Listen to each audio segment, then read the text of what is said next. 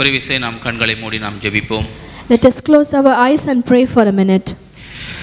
எங்களை நேசிக்கிற நல்ல தகப்பனே, உம்முடைய குமாரனாய் இயேசுவின் நாமத்தினால் உம்முடைய சமூகத்தில் வருகிறோம். Our loving heavenly Father, we come to your presence in the name of your Son Lord Jesus Christ.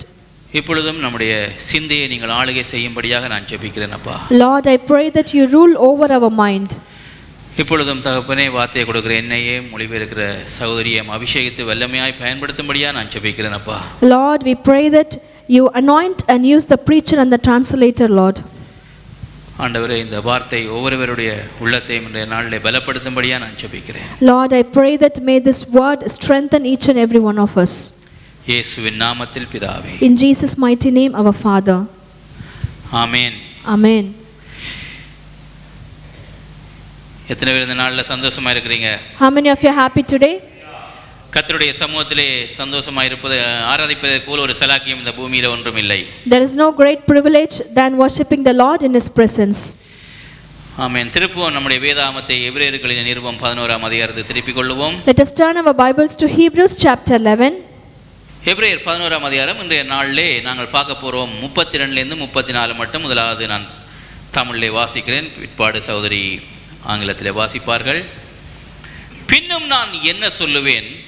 Gideon, Barak, Samson, Jephthah, தாவீது, சாமுவேல் என்பவர்களையும் தீர்க்கதரிசிகளையும் குறித்து விவரம் சொல்ல வேண்டுமானால் காலம் போதாது. விசுவாசத்தினாலே அவர்கள் ராஜ்யங்களை ஜெயித்தார்கள், நீதியை நடப்பித்தார்கள், வாக்குத்தத்தங்களை பெற்றார்கள், சிங்கங்களின் வாய்களை அடைத்தார்கள், அக்கினியின் உக்கிரத்தை அவித்தார்கள், பட்டய கருக்குக்கு தப்பினார்கள், பலவீனத்தில் பலன் கொண்டார்கள், யுத்தத்தில் வல்லவர்களானார்கள், அந்நியருடைய சேனைகளை முறியடித்தார்கள். Hebrews chapter 11 verse number 32 to 34. And what more shall I say? I do not have time to tell about Gideon, Barak, Samson, Jephthah, David, Samuel, and the prophets who through faith conquered kingdoms, administered justice, and gained what was promised, who shut the mouths of lions, quenched the fury of the flames, and escaped the edge of the sword, whose weakness was turned to strength, who became powerful in battle and routed foreign armies. ஆமென். இன்றைய நாளிலே இந்த பகுதிக்கு நான் கொடுத்த தலைப்பு என்னவென்றால் விசுவாசத்தின் சாதனைகள். Today the title of my message is Achievements of Faith. ஒரு மனுஷனுக்குள்ள விசுவாசம் வளர ஆரம்பிக்குமா இருந்தால் அவன் சாதிக்க ஆரம்பித்து விடுவான். எத்தனை பேர் விசுவாசிக்கிறீங்க? So when the faith grows within a person, then he starts to achieve things. 1500ஆம் நூற்றாண்டிலே விசுவாச போதனை வந்தபடியே தான் இன்றைக்கு நம்ம எல்லாருடைய கையிலும் வேதாகமம் இருக்கிறது. Because in 19th centuries the preaching about faith came, we have the Bible in our hands today. காரணம் என்ன? விசுவாச போதனை. The reason is the preaching about faith. நீங்க உங்களுக்கு நேரம் ஒரு கேள்வி எழுப்பும், எத்தனை 2 வருடத்துக்கு மேலாக இந்த எபிரேயர் 11ஆம் அதிகாரம் எடுத்தது மனாசே பிரதர், இதை விட வேற சத்தியம் இல்லையா, இதையே போதிச்சிட்டு இருப்பாருன்னு ஒரு கேள்வி உங்களுக்கு எழும்பலாம். So you might get a question like why Brother Manasseh is preaching about the faith from Hebrews chapter 11 for more than months and years. பாருங்க, இங்க இந்த நிருபத்தின் ஆசிரியர் என்ன சொல்றார்? பின்னும் நான் என்ன சொல்லுவேன் என்று சொல்லிட்டு தீர்க்கதரிசிகளின் குறித்து நான் விவரம் சொல்ல வேண்டுமானால் காலம் போதாது என்று சொல்லுகிறார். So the author of the Hebrews says that if I start to tell about prophets, time will not be enough.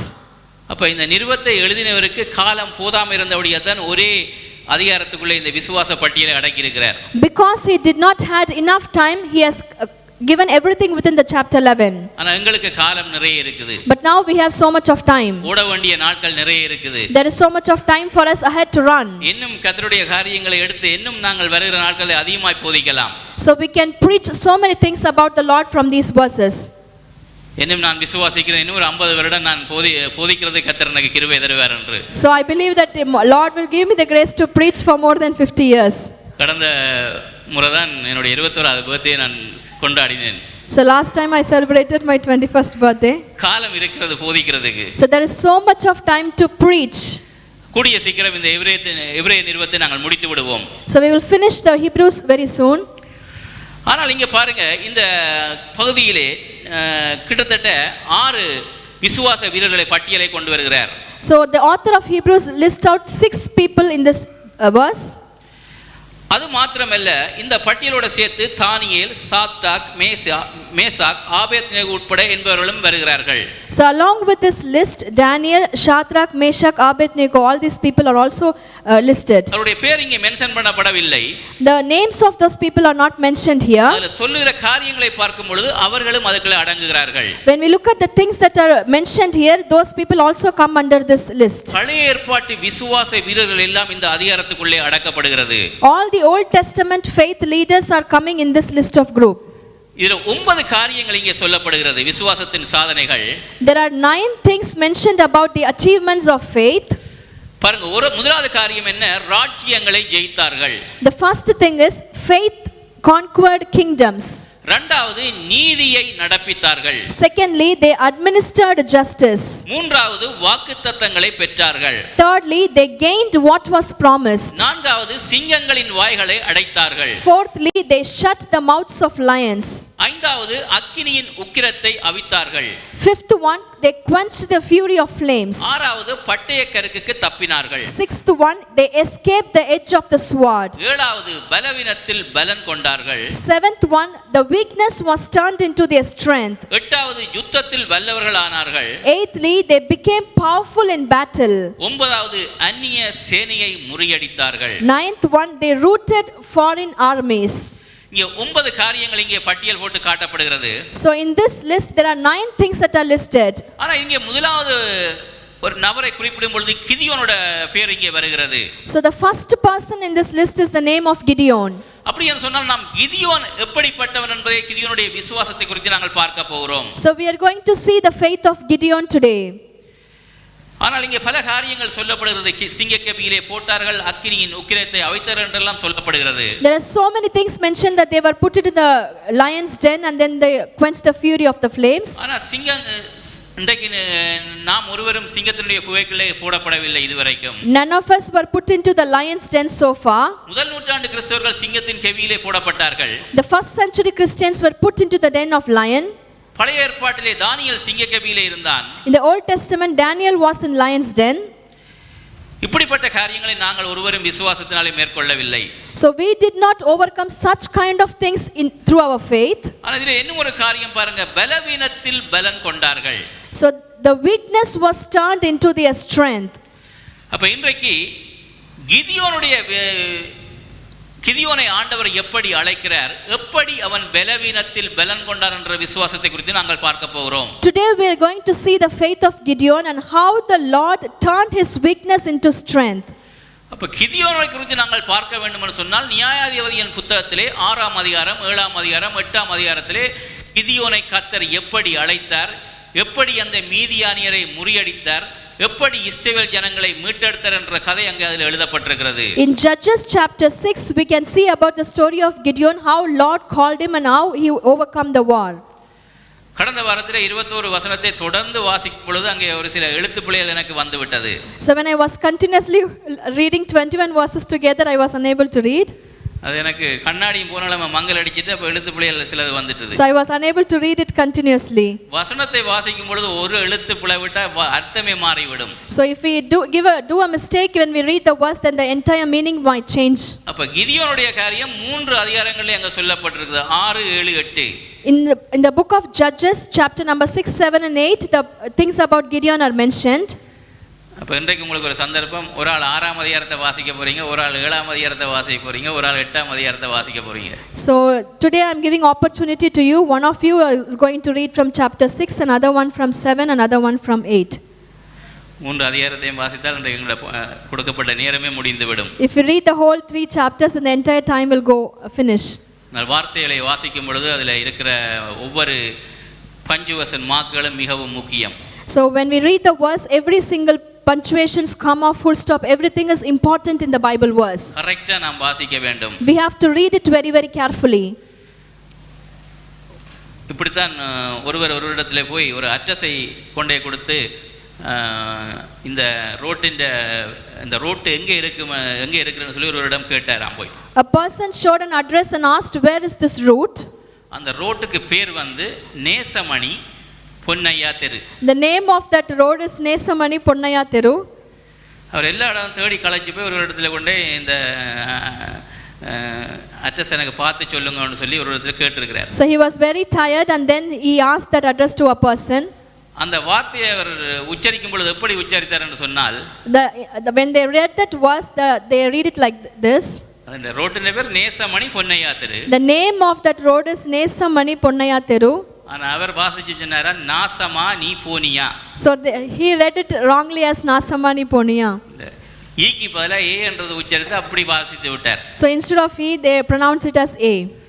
Address கேட்டவர் சட்டாரன்னு அடி விட்டாராம். So the person who was inquiring about the address slapped him. என்ன பார்த்து நாசமானி போறியான்னு சொல்றியா? How can you curse me like this? அதான் பிரியமானவர்களே, சில நேரங்களில் ஒரு எழுத்து உச்சரிப்பு மாறிட்டா அர்த்தத்தையே மாற்றி விடும். So if we read it wrongly, the entire meaning will go wrong. ஆனபடியால் நாங்கள் கிதியோனை குறித்து நாங்கள் பார்க்க போகிறோம். We are going to see about Gideon. கிதியோனை கர்த்தர் எப்படி அழைக்கிறார்? How did the Lord call Gideon? எப்படி அவனுக்கு விசுவாசத்தை பயிற்றுவிக்கிறார்? How is the Lord preaching him about the faith? எப்படி அந்த இஸ்ரவேல் ஜனங்களை மீதியானுடைய கைக்கு மீட்டுக் கொள்கிறார் என்ற சம்பவத்தை பார்க்க போகிறோம். So we are going to see how Lord is using Gideon in order to redeem the people of Israelites. திருப்பிக் கொள்ளுங்கள் நியாயாதிபதியின் புத்தகம் 6ஆம் அதிகாரம். Please turn your Bible to book of Judges chapter number 6. அங்கே கிதியோனை கர்த்தர் எப்படி சந்திக்கிறார் என்பதை குறித்து நாங்கள் பார்க்கலாம். Let us see how Lord is meeting Gideon. ஆனால் நியாயாதிபதிகள் கடைசி அதிகாரத்துக்கு திருப்பிக் கொள்ளுங்கள். கடைசி அதிகாரம் 21வது அதிகாரத்துக்கு திருப்புங்க ஒருக்கா. In the book of Judges last chapter number 21. கடைசி வசனத்தை ஒருக்கா வாசிக்கிறேன். I am reading the last verse. அந்த நாட்களிலே இஸ்ரவேலில் ராஜா இல்லை, அவனவன் தன் தன் பார்வைக்கு சரி போனபடி செய்து வந்தான். In those days Israel had no king, everyone did as he saw fit. கடந்த நாட்களிலே நாங்கள் யோசுவாவுடைய விசுவாசத்தை குறித்தெல்லாம் பார்த்தோம். We learnt about the faith of Joshua in the past days. யோசுவா வெற்றிகரமாக இஸ்ரவேல் ஜனங்களை வழிநடத்தி கொண்டு வந்து கானான் தேசத்துக்குள்ளே விடுகிறார். Joshua is leading the people of Israelites successfully and he is leading them into the nation of Canaan. அதுக்கு பிற்பாடு யோசுவா மரித்து போகிறான். After that Joshua died. அதுக்கு பிற்பாடு பாத்தீங்கன்னு சொன்னால் நியாயாதிபதிகள் புத்தகத்தில் பாத்தீங்கன்னு சொன்னால் அங்கே ஒரு நல்ல ஒரு தலைமை தத்துவம் இல்லை ஜனங்களை வழிநடத்துவதற்கு. So there were no good leaders at the time of Judges. நல்ல ஒரு ஆவிக்குரிய தலைவன் கிடையாது. There is no spiritual leader at that time. அங்க ஒரு ராஜா கிடையாது. There is no king. கொஞ்சம் யோசிச்சு பாருங்க, ஒரு நாட்டில் ஒரு ராஜா இல்லை, ஒரு சபையிலே நடத்துவதற்கு ஒரு தலைவன் இல்லைன்னு சொன்னால் எப்படி இருக்கும்? So just imagine if there is no leader or no government in the country or there is no leader in the church, how will the situation be? தங்களுக்கு இஷ்டமான வழியிலே நடக்க ஆரம்பிப்பார்கள். So people will do whatever they think right it is. அப்படித்தான் நியாயாதிபதிகள் புத்தகத்திலே அப்பப்ப ஆண்டவர் நியாயாதிபதிகளை எழுப்பினார். ஆனால் ஜனங்கள் தங்களுடைய எண்ணங்களுக்கு நடக்க ஆரம்பித்து விட்டார்கள். So that is why Lord raised up so many leaders and judges during the time of Judges, but still the people were doing according to their own thoughts. இஸ்ரவேல் ஜனங்களை கானான் தேசத்துக்குள்ளே ஆண்டவர் கொண்டு வந்து விடும் பொழுது அநேக பிரமாணங்களை நிபந்தனைகளை கொடுத்து தான் கொண்டு வந்து விட்டார். நீங்கள் என்னை விட்டு எந்த நேரத்தில் நீங்கள் வழி விலகி போய்விடக் கூடாது என்று. So when the Lord led people of Israelites into the nation, he said very clearly that they should not go away from the Lord. ஆனால் இந்த ஜனங்கள் கர்த்தர் செய்த நன்மைகளை மறந்து தங்கள் எண்ணத்துக்கு அங்கே வழி விலகி போய் விட்டார்கள். But the people had forgotten what the Lord has done to them and then they went on their own ways. பாருங்க 6ஆம் அதிகாரத்திலே முதலாம் வசனத்தை வாசிக்கிறேன். Let me read from Judges chapter 6 verse number 1. பின்னும் இஸ்ரவேல் புத்திரர் கர்த்தரின் பார்வைக்கு பொல்லாப்பானதை செய்தார்கள். அப்பொழுது கர்த்தர் அவர்களை 7 வருஷம் மீதியானியரின் கைக்கு ஒப்புக் கொடுத்தார். Again the Israelites did evil in the eyes of the Lord, and for 7 years he gave them into the hands of the Midianites. அந்த காலம் மிகவும் ஒரு பொல்லாத காலமாய் காணப்பட்டது. So that was a very terrible time. மீதியானியர்கள் மிகவும் ஒரு பொல்லாத ஜனங்கள். Midianites were very very wicked people. அப்ப இந்த இஸ்ரவேல் ஜனங்கள் தேவனுடைய உடன்படிக்கையின் மக்கள். People of Israelites are the covenant people with the Lord. அப்ப இந்த இஸ்ரவேலை சுத்தி இருக்கிற தேசங்கள் என்ன செய்யும்னு சொன்னால் இந்த ஜனங்கள் இந்த இஸ்ரவேல் ஜனங்களை அதுவும் மீதியானியர்கள் என்ன செய்வார்கள், வந்து இவர்கள் பயிரிடுகிற பயிர்கள், இவருடைய கோதுமைகள், இவருடைய ஆடு மாடுகள் எல்லாவற்றையும் அவர்கள் என்ன செய்வார்கள், வந்து கொள்ளையடித்து கொண்டு போய் விடுவார்கள். So the people, the Midianites around the Israelites will come and invade the crops and the wheat whatever the Israelites have planted. ஏனென்றால் இஸ்ரவேல் ஜனங்கள் ஒரு சிறு கூட்ட ஜனங்களாய் காணப்பட்டார்கள். The people of Israelites were very small group of people. ஆனா மீதியானியர்கள் மூலமாய் மிகவும் அந்த ஜனங்கள் ஒடுக்கப்பட்டார்கள். Through the Midianites they were invaded so much. பயந்து நடுங்கி வாழ்ந்து கொண்டு வந்தார்கள். The people of Israelites were trembling by seeing, looking at the Midianites. காரணம் என்ன? What was the reason? ஏன் அந்த மீதியானியர்கள் இவர்களை ஆளுகை செய்ய வேண்டி வந்தது இஸ்ரவேல் ஜனங்களை? Why was Midianites were about to rule over the people of Israelites? இங்கே முதலாவது வசனத்திலே வாசிக்கிறோம், ஜனங்கள் என்ன செய்தார்கள்? ஆண்டவரை விட்டு தங்களுக்கு பொல்லாத வழிகளை தேடிக்கொண்டார்கள். So the people of Israelites have left the Lord and his ways, and they started to do according to their own ways. கர்த்தர் பாருங்க மிகவும் நல்ல ஆண்டவர். Lord is very good. அநேக நேரங்கள்ல பாருங்க நாங்கள் பிரச்சனைக்குள்ள போறோம்னா, போராட்டங்களுக்குள்ள போறோம்னா ஆண்டவர்களை நாங்கள் சந்தேகப்பட ஆரம்பிக்கிறோம். When we go into problems and struggles, we start to doubt about the Lord. இந்த இஸ்ரவேல் ஜனங்களுக்கு எவ்வளவு நன்மைகளை கர்த்தர் செய்தார். To the people of Israelites, how much goodness the Lord God has done. ஆனா இந்த ஜனங்கள் அப்பப்ப தேவனை விட்டு வழி விலகி தங்களுடைய எண்ணத்தின்படியே வாழ ஆரம்பிக்கிறார்கள். But now and then the people of Israelites went away from the Lord and started to do things according to their own thoughts and ways. அப்படி போய் மீதியானியர்கள் மூலமாய் அவர்கள் சோதனைக்கு உட்படும் பொழுது ஆண்டவர்களை கைவிட்டு விட்டார் என்று கேள்வி கேட்கிறார்கள். So now when they were tested using the Midianites, then they questioned, Lord, why have you forsaken us? ஆண்டவரிடம் நாம் கேள்வி கேட்க வேண்டிய அவசியம் இல்லை. There is no need for us to question our Lord. கர்த்தர் என்றென்றைக்கு மாறாதவராய் காணப்படுகிறார். God is the one who is never ever changing. இரக்கம் நித்தியமாய் நமக்கு காணப்படுகிறது. His mercy is for us for eternity. தலைமுறையாக நமக்கு காணப்படுகிறது. His mercy is for us for generation after generation. ஆனால் நாங்கள் ஆண்டவர் செய்த நன்மைகளை மறந்து கர்த்தர் கொடுத்த அந்த மகா பெரிதான அந்த விலை மதிக்க முடியாத அந்த ரட்சிப்பை மறந்து தேவனை விட்டு வழி விலகி போகும் பொழுதுதான் பிசாசு நம்மை ஆளுகை செய்ய வழிகிடுகிறான். When we forget about what the Lord God has done to us and forget about his salvation, and when we go out from his ways, then the devil used to rule over us. பாருங்க நல்ல மழை அடிச்சு ஊத்தி கொண்டிருக்குது. So there was good rain. அம்ப்ரெல்லாக இருக்கும் பொழுது நம்முடைய தலையில ஒரு மழையும் விழாது. So when we take the umbrella, then we will not get wet in the rain. அப்ப அம்ப்ரெல்லா விட்டு வெளியில போனா முழு மழையும் எங்கட தலையில படும். When we go out from the umbrella, then the entire rain will be falling upon us. அப்ப தேவன் மீது வைத்திருக்கிற விசுவாசத்தை நாம் விட்டு நாம் வழி விலகி போகும் பொழுதுதான் அங்கே உலகத்தினுடைய ஆளுமை, அவனுடைய பிசாசினுடைய ஆதிக்கம் நம்மை ஆளுகை செய்கிறது. When we go away from the Lord's rule, then the devil's rule and the worldly rule will come over us.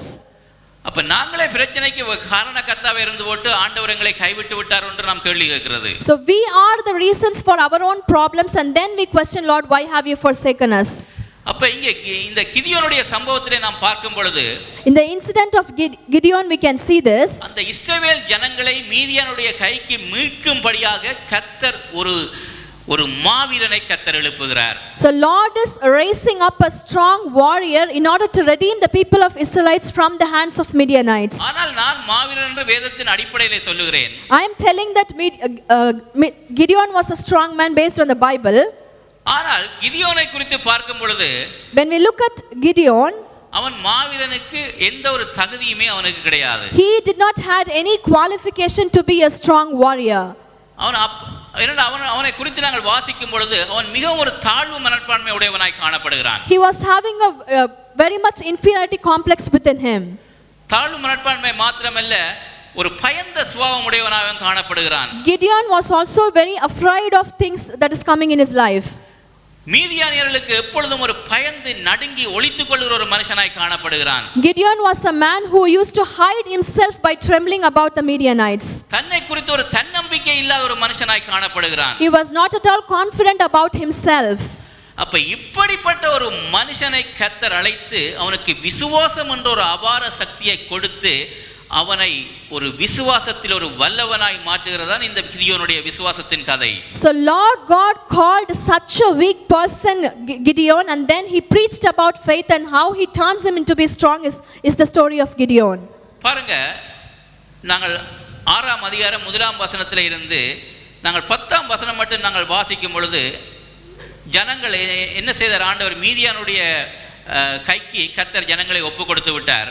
So from Judges chapter 6 verse number 1 to 10 we can see that the Lord has submitted the people of Israelites to the hands of Midianites. ஆனா அந்த ஜனங்கள் கர்த்தரை நோக்கி முறையிடுகிறார்கள். Now the people of Israelites have turned to God and they started to call upon the name of the Lord. 6ஆம் அதிகாரம் 6வது வசனத்தை வாசிக்கிறேன். Chapter 6 verse number 6. இப்படி மீதியானியராலே இஸ்ரவேலர் மிகவும் சிறுமைப்பட்டார்கள். அப்பொழுது இஸ்ரவேல் புத்திரர் கர்த்தரை நோக்கி முறையிட்டார்கள். Midian so impoverished the Israelites that they cried out to the Lord for help. முறையிட்ட உடனே ஆண்டவர் என்ன செய்கிறார்? ஒரு தூதனை அனுப்புகிறார். As soon as the people of Israelites started to call the Lord sends an angel. அதுக்கு பிற்பாடு 11ஆம் வசனத்திலிருந்து நான் வாசிக்க போகிறேன். I'm going to read from verse number 11. அதற்கு பின்பு கர்த்தருடைய தூதனானவர் வந்து அபியேசியரான யோவாசின் ஊராகிய ஒப்ராவில் இருக்கும் ஒரு கர்வாலி மரத்தின் கீழ் உட்கார்ந்தார். அப்பொழுது அவனுடைய குமாரன் கிதியோன் கோதுமையை மீதியானியரின் கைக்கு தப்புவிப்பதற்காக ஆலைக்கு சமீபமாய் அதை போரடித்தான். The angel of the Lord came and sat down under the oak in Ophrah that belonged to Joash the Abiezrite, where his son Gideon was threshing wheat in a wine press to keep it from the Midianites. பாருங்க என்ன நடக்குது இங்க. கிதியோன் என்ன செய்கிறார்? மீதியானியரின் கைக்கு பயந்து நடுங்கி அங்கே கோதுமையை போரடித்து கொண்டிருக்கிறார். So Gideon was afraid of Midianites and then he was threshing wheat in a wine press. இவர்கள் எவ்வளவுதான் விவசாயம் செய்து இவர்கள் எவ்வளவுதான் விளைச்சலை சம்பாதித்தாலும் அந்த முடிவில் என்ன செய்வார்கள்? அந்த விளைச்சலை எல்லாம் மீதியானியர் வந்து சூறையாடி கொண்டு போய் விடுவார்கள். So at the end of every farming the Midianites will come and take over whatever they have planted and they have got the result. Gideon பயந்து நடுங்கி ஏதோ ஒரு கொஞ்சம் கோதுமையை எடுத்து நான் நினைக்கிறேன் போரடிச்சு கொண்டிருப்பான், ஏதோ கஞ்சி பாட்டுக்கு அடிச்சிட்டு இருப்பான்னு நான் விசுவாசிக்கிறேன். So I think and believe that Gideon might be very afraid of Midianites and he would have taken some part of wheat and would be threshing it. அந்த இடத்துல அங்கே கர்த்தருடைய தூதன் கிதியோனிடத்தில் வருகிறார். And in that place the angel of the Lord appeared to Gideon. 12வது வசனத்தை பாருங்கள். Verse number 12. கர்த்தர் எப்படி கிதியோனோடு வந்து கிதியோனை அழைக்கிறார் என்று. So look at verse number 12, how the Lord addresses Gideon and he calls Gideon for the ministry. 12வது வசனம். கர்த்தருடைய தூதனானவர் அவனுக்கு தரிசனமாகி பராக்கிரமசாலியே கர்த்தர் உன்னோடே இருக்கிறார் என்றார். When the angel of the Lord appeared to Gideon, he said, "The Lord is with you, mighty warrior." Amen. ஆங்கிலத்தில் mighty man என்ற வார்த்தை பயன்படுத்தப்பட்டிருக்கு. So in English it is mighty warrior. பாருங்க, ஆண்டவர் ஒரு மனுஷனை அழைக்கும் பொழுது அவர் பார்க்கிற விதம் வித்தியாசம். The way the Lord looks at a person is different when he calls a person. ஆனா அவர் விசுவாச கண்ணோட்டத்தோடு கிதியோனை பார்க்கிறார். He is looking with the eyes of faith upon Gideon. அழைக்கும் பொழுது மாவீரனே என்று அழைக்கிறார். When he calls him as mighty warrior. அப்ப அவனுக்கு ஆச்சரியமா இருந்திருக்கு. நானே ஒரு தாழ்வு மனப்பான்மை உடையவன். அதாவது மனாசே குடும்பத்திலே மிகவும் 15ஆம் வசனத்தில் வரும்பொழுது மனாசே குடும்பத்தில் நான் மிகவும் எளியவன், சிறியவன், ஒரு பூர் என்று சொல்லுகிறான். So that is what we see in verse number 15. My clan is the weakest in Manasseh and I am the least in my family. That is what Gideon thinks about himself. யோசிச்சு பாருங்க, ஆண்டவர் மாவீரன் என்று கூப்பிடும் பொழுது அவனுடைய இருதயம் எப்படி இருந்திருக்கும்? So when the Lord called him as mighty warrior, how he would have felt in his heart. இன்றைக்கு தேவனுடைய இரத்தத்தினால மீட்கப்பட்ட உங்கள் ஒவ்வொருவரையும் கர்த்தர் அப்படித்தான் பார்க்கிறார் பிரியமானவர்களே. So Lord is looking at you, each and every one of you who he has redeemed by his own blood. நாங்கள் எல்லாம் ஒரு குடும்பம். We all have one family. என்னுடைய பேர் Manasseh. His name is Manasseh. நீங்க யாராவது ஒரு ஆள். So who are you then? நீங்க நான் ஒரு எளியவன், நான் ஒரு குப்பை, நான் ஒரு தூசி, நான் ஒண்ணுமே இல்லை, நான் சிறுமைப்பட்டவன் சொன்னா எப்படி இருக்கும்? So if you think yourself as a dust and if you have that inferiority complex, how will it be? அப்படி ஆண்டவர் ஒருபோதும் தன்னுடைய ஜனங்களை பார்ப்பது கிடைக்காது. So Lord is not looking in that way at his people. அவர் ஒவ்வொருவரையும் பார்க்கும் பொழுது ஒரு மாவீரனாக உயர்ந்த லட்சியத்தோட பார்க்கிறார் பிரியமானவர்களே. So Lord is looking at each and every one of us as a mighty warriors with great goals. உங்களுக்கு சில நேரங்களில் ஒரு தாழ்வு மனப்பான்மை எண்ணம் அது உங்களுக்கு அப்படியே மைண்ட்ல அப்படியே ஊறி போய் இருக்கலாம். So you might have your inferiority complex in your mind. ஆனால் ஆண்டவர் உங்களை அப்படி பார்ப்பது கிடையாது. But the Lord is not looking at you in that way. ஏன்னா அவருக்கு தாழ்ந்து போய் கிடக்கிறவர்கள், நொடிஞ்சு போய் கிடக்கிறவர்கள், நொந்து போய் இருக்கிறவர்கள், நூடிசாய் இருக்கிறவர்கள், என்னால ஒன்றுமே முடியாது, என்னால ஒன்றுமே இயலாது என்றவர்கள் தான் ஆண்டவருக்கு தேவை. So whoever thinks that they are useful for nothing, those kind of people is whom the Lord wants. அப்படிப்பட்ட நபர்களை எடுத்து விசுவாசம் என்ற ஒரு சக்தி அவர்களுக்குள்ளே கொடுத்து அவர்களை பயிற்சிவித்து அவர் பெரிய காரியங்களை செய்யும் பொழுதுதான் அவருக்கு அது மகிமை. So Lord is taking such kind of weak people and then strengthens them with the power of faith and then he glorifies as a result of them. தொடர்ந்து வாசிக்கிறேன் 13ல இருந்து. From verse number 13. மாவீரன் என்று அழைக்கிறார். After he calls mighty warrior, அப்பொழுது கிதியோன் அவரை நோக்கி, என் ஆண்டவரே, கர்த்தர் எங்களோட இருந்தால் இவையெல்லாம் எங்களுக்கு நேரிடுவானேன்? But Sir Gideon replied, if the Lord is with us, why has all this happened to us? கேள்வி கேட்கிறார். Now he is asking the Lord. ஏனென்றால் மீதியானியர்களால் அவர்கள் மிகவும் நொறுக்கப்பட்டு தாக்கப்பட்டு நொந்து வெந்து போய் மிகவும் ஒரு சோர்வான நிலையிலே காணப்படுகிறார்கள். The people of Israelites were so much discouraged because of the stamping and things from the Midianites. கர்த்தர் எங்களோடு இருந்தால் ஏன் எங்களுக்கு இப்படிப்பட்ட காரியம் எல்லாம் நடக்குன்னு கிதியோன் கேட்கிறார். So Gideon replied, if the Lord is with us, why has all this happened to us? ரட்சிக்கப்பட்ட கிறிஸ்தவர்களோட இன்றைக்கு அப்படிப்பட்ட கேள்வி எழுப்புறதை நான் பார்த்திருக்கிறேன். So even the Christians who are saved, they have raised questions like this. பலவிதமான பிரச்சனை வந்த உடனே கர்த்தர் எங்கே இருக்கிறார் என்று கேட்கிறார்கள். So whenever we face a problem, then immediately we ask, where is the Lord? கர்த்தர் இருக்கிறவராகவே இருக்கிறார். Lord is one who is there always for us. அவர் நேற்றும் இன்றும் என்றும் மாறாத தேவன். He is the one who never ever changes, yesterday, today and forever. அவர் ஒவ்வொரு இடங்களிலும் தன்னை வெளிப்படுத்தும் பொழுது எப்படி வெளிப்படுத்துகிறார்? நான் சர்வ வல்லமையுள்ள தேவன் என்று வெளிப்படுத்துகிறார். So he reveals himself as Almighty God in all the places. பாருங்க, தொடர்ந்து வாசிக்கும் பொழுது, when we read it continuously, 14ஆம் வசனத்திலிருந்து வாசிக்கிறேன். அப்பொழுது கர்த்தர் அவனை நோக்கி பார்த்து, உனக்கு இருக்கிற இந்த பலத்தோடே போ, இஸ்ரவேலை மீதியானின் கைக்கு நீங்களாக்கி ரட்சிப்பாய், உன்னை அனுப்புகிற நான் அல்லவா என்றார். The Lord turned to him and said, go in the strength you have and save Israel out of Midian's hand. Am I not sending you?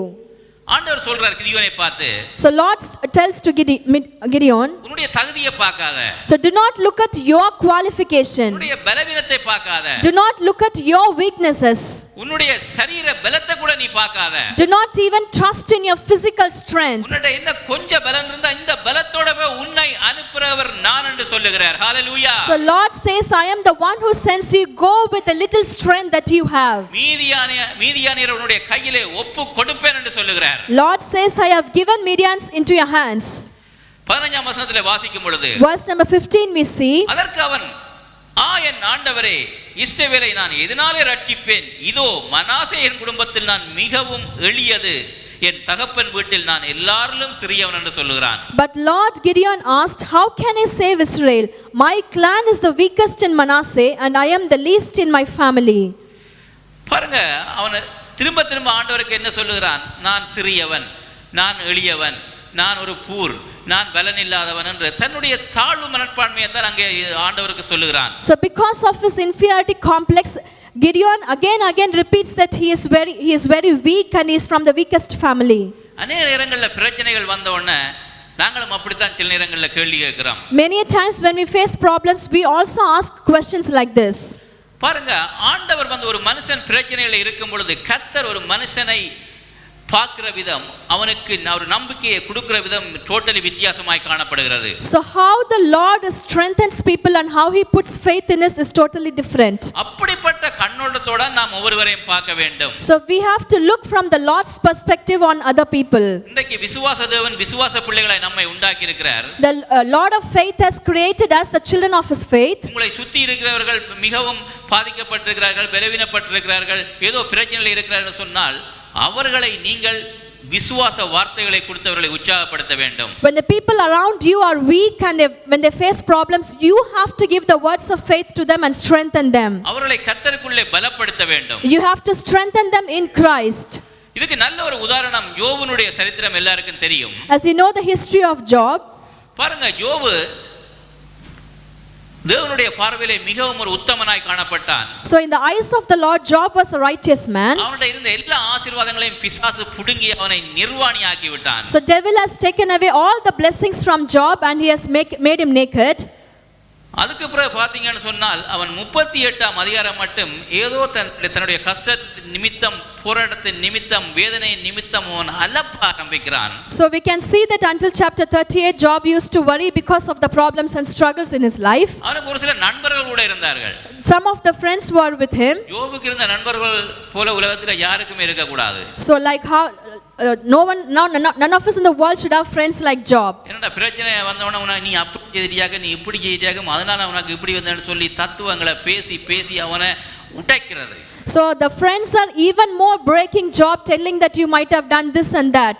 அப்படித்தான் ஜோனுடைய நண்பர்கள் அவனை மிகவும் யோபுவை நோகடித்தார்கள். So that is how they weakened Job even more in his time of struggle.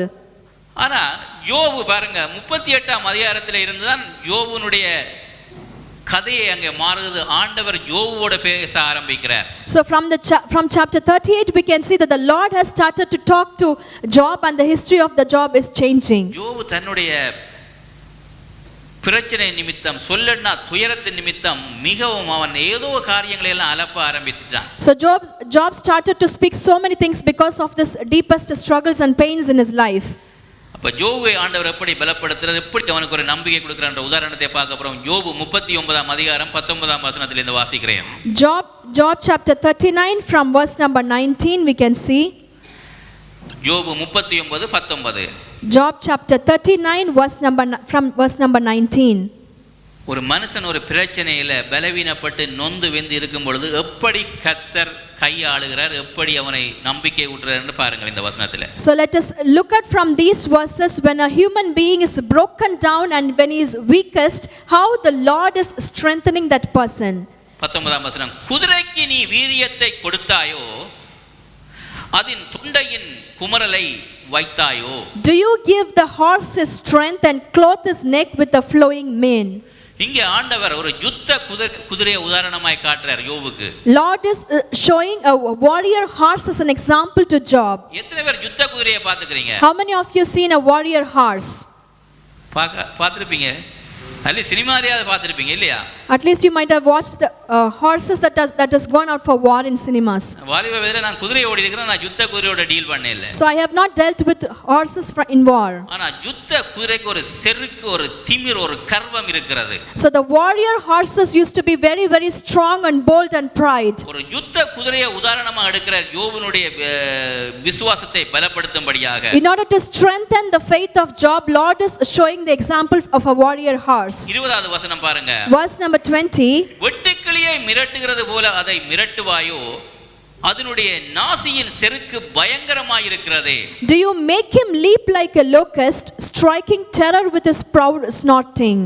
யுத்த குதிரை என்ன எப்படி இருக்கும்னு சொன்னால், அதில் பாருங்க, அதில் நிறைய ஒரு யுத்தத்துக்கு போறவன் அந்த குதிரையில நிறைய ஆயுதங்களை மாட்டி இருப்பான். அது ஒரு கர்வம் பிடிச்ச ஒரு குதிரையாக காணப்படும். So the warrior horses used to be very pride with all the instruments upon it.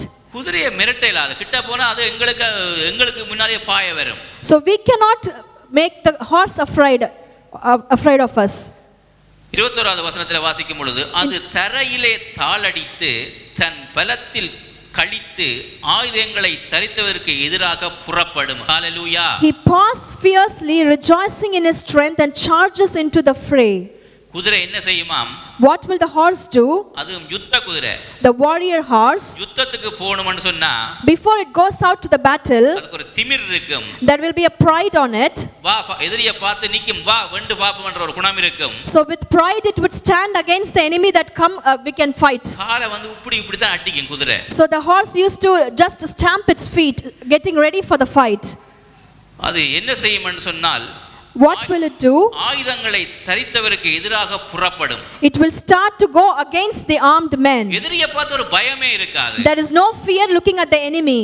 22ஆம் வசனத்திலே, verse number 22, அது கலங்காமலும் பட்டயத்துக்கு பின்வாங்காமலும் இருந்து பயப்படுவதில்லை. ஹalleluya. He laughs at fear, afraid of nothing. He does not shy away from the sword. யுத்த குதிரைக்கு பயமே இருக்காது. There is no fear for the warrior horse. 23ஆம் வசனம், அம்பார துணியும் மின்னுகிற ஈட்டியும் கேடகமும் அதன் மேல் கலகலக்கும் போது சர்வமும் மூர்க்கம் கொண்டு தரையிலே விழுங்கி விடுகிறது போல் அனுமானித்து எக்காலத்தின் தொனிக்கு அஞ்சாமல் பாயும். ஹalleluya. Hallelujah. The quiver rattles against his side along with the flashing spear and lance.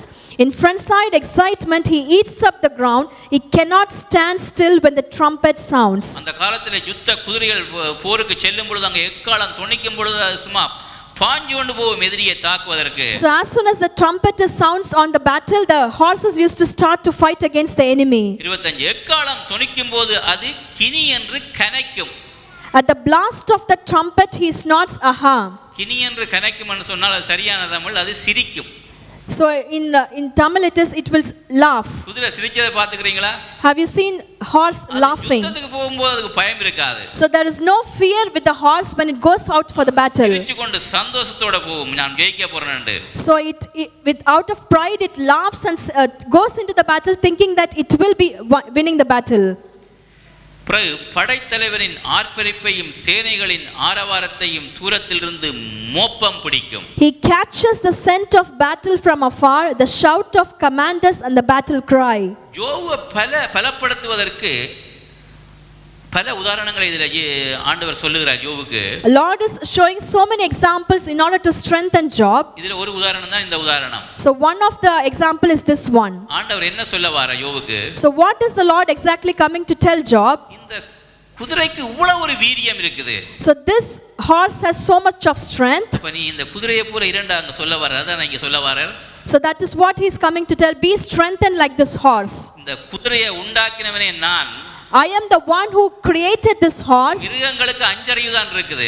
So the animals are having only 5 senses. ஆனால் தேவனுடைய பிள்ளைகளாகிய நாம் அவருடைய சாயலிலே உண்டாக்கப்பட்டிருக்கிறோம். You and I who are the children of God, we are created in the image of the Lord.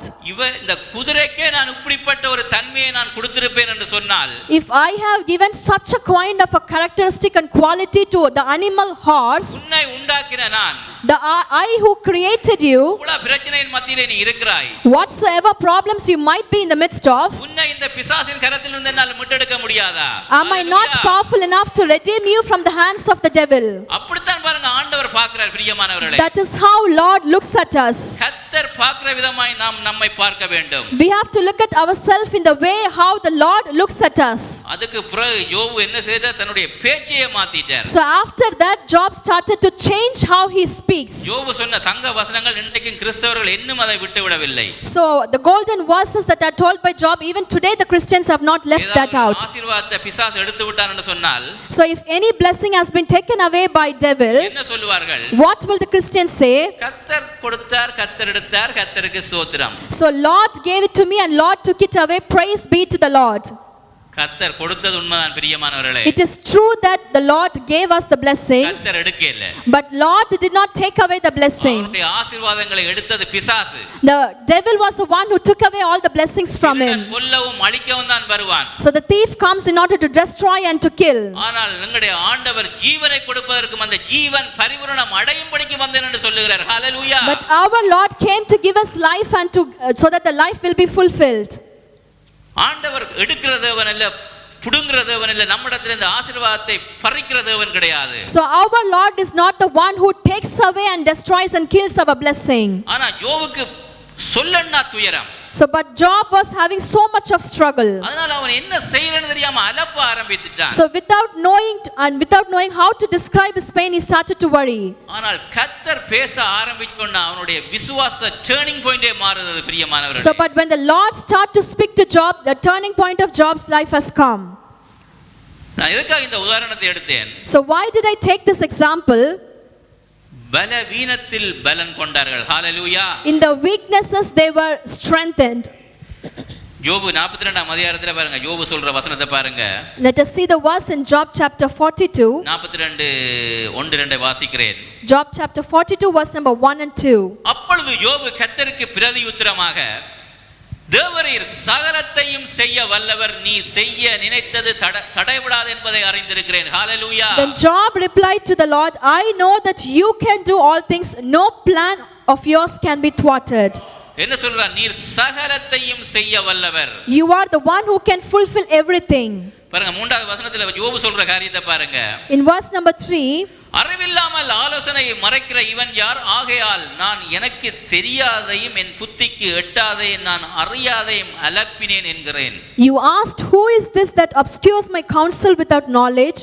Surely I spoke of things I did not understand, things too wonderful for me to know. உங்க வாழ்க்கையில பிரச்சனைகள் வரும் பொழுது, when you face problems in your life, அலப்பிர கூடாது. so do not worry and speak things wrongly. யோபு இங்க உணர்கிறான். So that is what Job realizes at this point. ஆனால் இந்த சபையில இருக்கிற நீங்க யாருமே யோபு சந்திச்ச பிரச்சனையை சந்திச்சிருக்க மாட்டீங்க. So none of you might have faced problems like how Job has faced in his life. தன்னுடைய ஆடு மாடுகளை இழக்கிறான். He lost all his lamb and sheep. தன்னுடைய பிள்ளைகளை இழக்கிறான். He lost all of his children. ஒரு சந்தர்ப்பத்துல மனைவியே சொல்றா, In one point his wife is telling, நீர் உன்னுடைய உத்தமத்திலே நிலைத்திருக்கிறீரோ? so are you still standing in your righteousness before the Lord? இப்படி ஒரு மனைவி எந்த ஒரு கிறிஸ்தவனுக்கும் இருக்கவே கூடாது. So such a kind of wife no Christian should have. மனைவிமார் புருஷனுடைய விசுவாசத்தை கட்டியெழுப்புவர்களாய் காணப்பட வேண்டும். So wives should build the faith of the husbands. அதனால சொல்றா, That is why they say, யோபுடைய மனைவி சொல்றா, wife of Job says, தேவனை தூசித்து விட்டு ஜீவனை விடுமா. so leave your life by cursing the Lord. யோபுக்கு சரியான கடுப்பு வந்துச்சு. So now Job is very angry. யோபு திருப்பி மனைவிக்கு சொன்ன பதில், So Job answered to his wife, பைத்தியக்கார பேசுற மாதிரி பேசுற, so why are you talking like a mad? அவரிடத்தில் எவ்வளவு நன்மையை பெற்றுக்கொண்டாங்க. So how much goodness have we received from the hands of the Lord? நன்மையை பெற்றுக்கொண்டாங்கன்னு சொல்றார். So we have received goodness from the Lord. ஆனா தீமையை ஆண்டவர் கொடுத்தார்னு சொல்ல இல்ல. So he did not say that Lord has given them the problems. இல்லனா யோபு சொல்லிருப்பார், தீமையை கர்த்தர் தான் கொடுத்தார் என்று. So Job could have told that evil things are also coming from the Lord. தீமை வந்திருக்குது. So evil things have come in their life ஏதோ ஒரு காரணத்துக்கு. for some reason. ஆனா கர்த்தர் எங்களை கைவிட மாட்டார். But Lord will not forsake us. கணவன் மனைவியை விசுவாசத்திலே பலப்படுத்த வேண்டும். So husband has to strengthen wife in her faith. மனைவி கணவனை விசுவாசத்திலே பலப்படுத்த வேண்டும். Wife has to strengthen husband in his faith. சபையிலே பிரசங்கியார் சபை விசுவாசிகளை பலப்படுத்த வேண்டும். The preacher has to strengthen the church with faith. விசுவாசிகள் ஒருவரை ஒருவர் பலப்படுத்த வேண்டும். Believers has to strengthen each other in the faith. பிரச்சனை வரும்பொழுது ஐயோ கொய்யோன்ற பேச்சு இருக்க கூடாது. So when we face the problems, we should not just worry about that. கிதியோனை போல அப்படி பேச்சு பேசவே கூடாது. We should not speak words like Gideon. ஆனால் நீங்கள் கிதியோனுடைய அந்த சம்பவத்தை அந்த 3 அதிகாரங்களை நீங்கள் வீட்டே சென்று வாசித்து பாருங்கள். So when you read those chapters back at home, கர்த்தர் கிதியோனை பார்த்து சொல்றார், நீ இருக்கிற இந்த பலத்தோட போ என்று சொல்லுகிறார். so Lord is looking at Gideon and saying, go with the strength you have. கிட்டத்தட்ட கிதியோனோட 32000 பேர் இருக்கிறார்கள். There are 32,000 people along with Gideon. ஆனா ஒரு சந்தர்ப்பத்தில் 300 பேரை மாத்திரம் தான் கிதியோனோட அனுப்புகிறார் ஆண்டவர். So Lord is only allowing 300 people to go along with Gideon. பல்லாயிரக்கணக்கான மீதியானியரை முறியடித்து கர்த்தர் மீதியானியரின் கரத்துக்கு இஸ்ரவேல் ஜனங்களை நீங்களாக்கினார். ஹalleluya. So Lord delivered the Israelites people from the Midianites.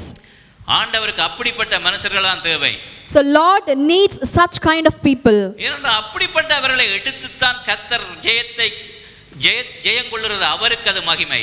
So Lord took the weakest people and then he took his glory on his name. திருப்புங்க 1 கொரிந்தியரின் புத்தகம் 1ஆம் அதிகாரம். Let us turn our Bibles to 1 Corinthians. 1 கொரிந்தியர் 1ஆம் அதிகாரம் 26ல இருந்து 27 மட்டும் வாசிக்கிறேன். 1 Corinthians chapter 1 verse number 26 and 27. வாசிங்க சிஸ்டர் இங்கிலீஷ்ல. Brothers, think of what you were when you were called. Not many of you were wise by human standards. Not many were influential. Not many were of noble birth. But God chose the foolish things of the world to shame the wise. God chose the weak things of the world to shame the strong. தமிழ்ல வாசிக்கிறேன். 1 கொரிந்தியர் 1:26-27. எப்படியெனில் சகோதரரே, அப்போஸ்தலனாகிய பவுல் கொரிந்தியருக்கு எழுதுறார் பாருங்க. எப்படியெனில் சகோதரரே, நீங்கள் அழைக்கப்பட்ட அழைப்பை பாருங்கள்.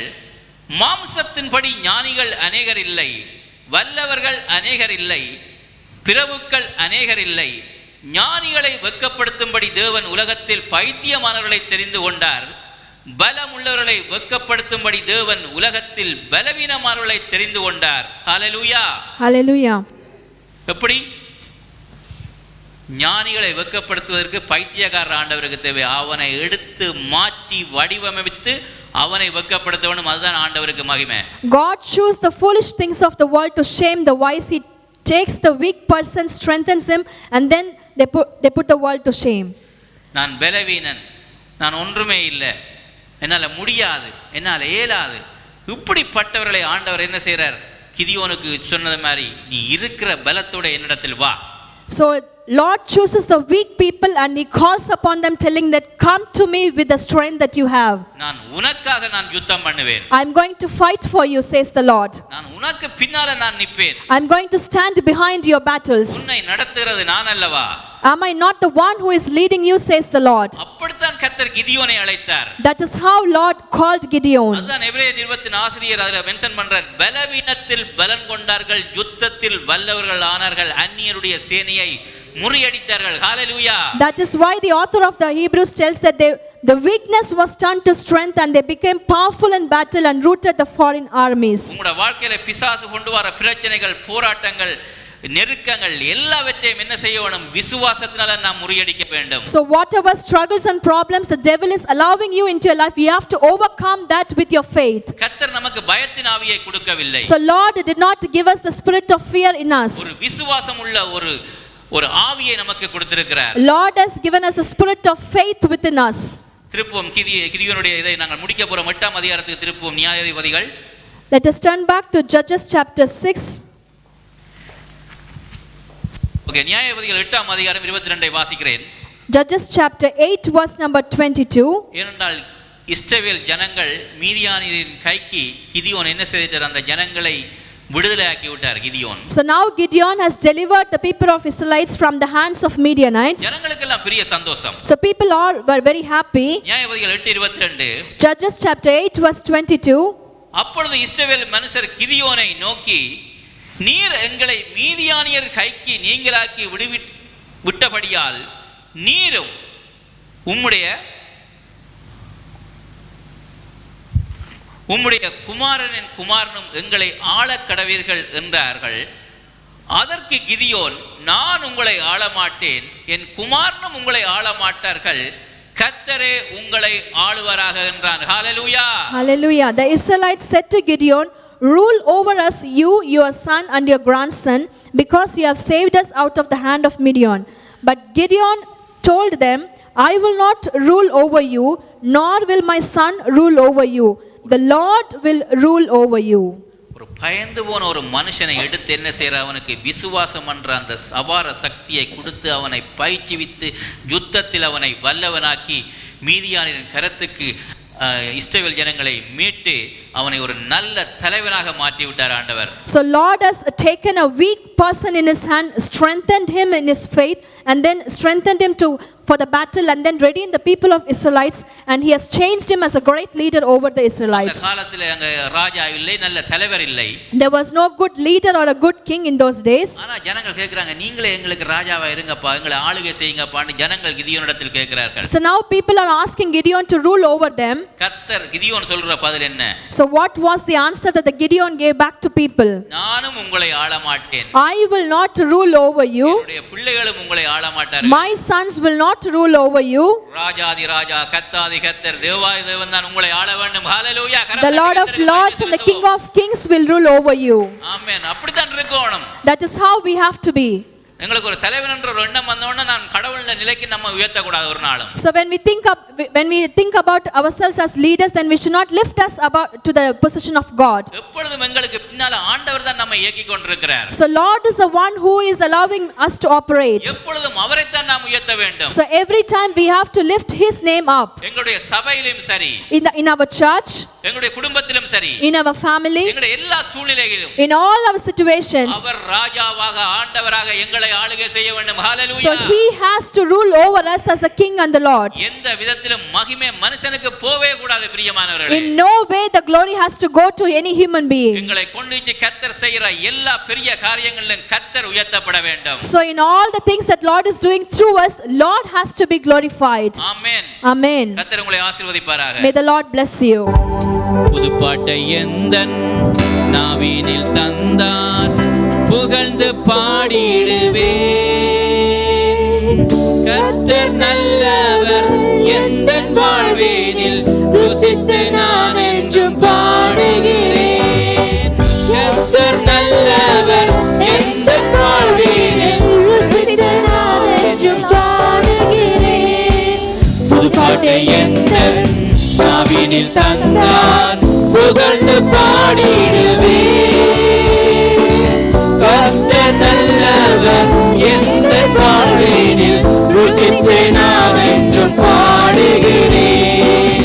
கர்த்தர் நல்லவர், எந்தன் வாழ்வினில் ருசித்து நான் என்றும் பாடுகிறேன். ஆபத்து நாளில்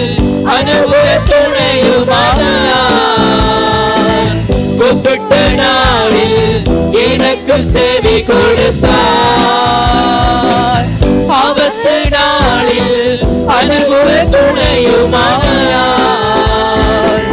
கூப்பிட்ட நாளில் எனக்கு செவி கொடுத்தார். கர்த்தர் என் அடைக்கலம் ஜீவனின் பலனுமானார். கர்த்தர் என் அடைக்கலம் ஜீவனின் பலனுமானார்.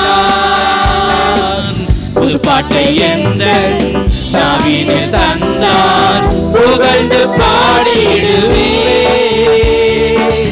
கர்த்தர் நல்லவர் எந்த வாழ்வினில் ருசித்து நான் என்றும் பாடுகிறேன். கர்த்தர் நல்லவர் எந்த வாழ்வினில் ருசித்து நான் என்றும் பாடுகிறேன்.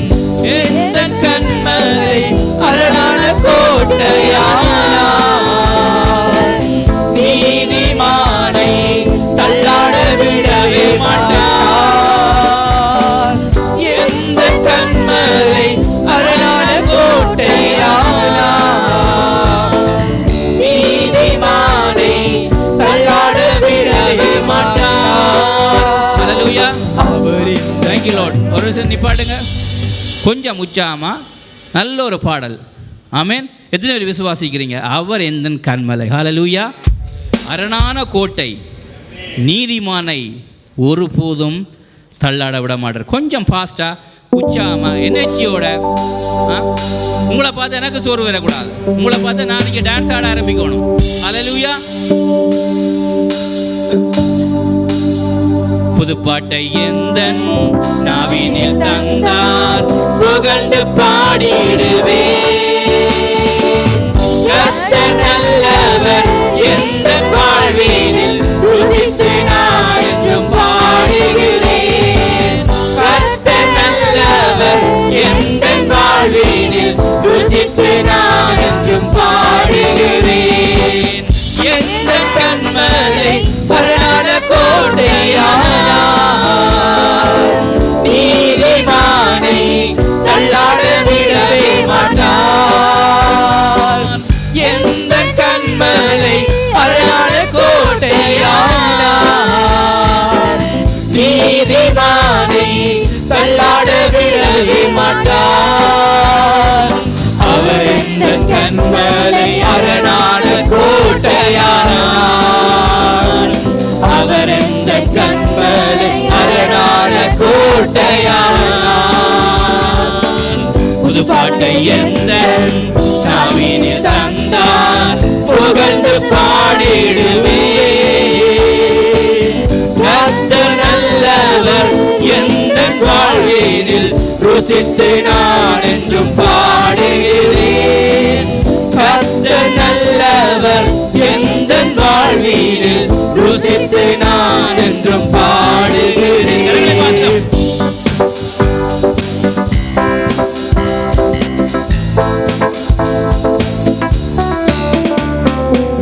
கர்த்தரின் மீட்பும் நான் நம்பும் துருகமானார். கர்த்தருக்குள் நான் மகிழ்ந்து களி கூறுவேன். கர்த்தரின் மீட்பும் நான் நம்பும் துருகமானார். கர்த்தருக்குள் நான் மகிழ்ந்து களி கூறுவேன். அவர் எந்த நம்பிக்கை நான் நம்பும் துருகமானார். அவர் எந்த நம்பிக்கை நான் நம்பும் துருகமானார். புது பாட்டை எந்த நாவினில் தந்தார் புகழ்ந்து பாடிடுவேன். கர்த்தர் நல்லவர் எந்த வாழ்வினில் ருசித்து நான் என்றும் பாடுகிறேன். கர்த்தர் நல்லவர் எந்த வாழ்வினில் ருசித்து நான் என்றும் பாடுகிறேன். புது பாட்டை எந்த நாவினில் தந்தார் புகழ்ந்து பாடிடுவேன். கர்த்தர் நல்லவர் எந்த வாழ்வினில் ருசித்து நான் என்றும் பாடுகிறேன். கர்த்தர் நல்லவர் எந்த வாழ்வினில் ருசித்து நான் என்றும் பாடுகிறேன்.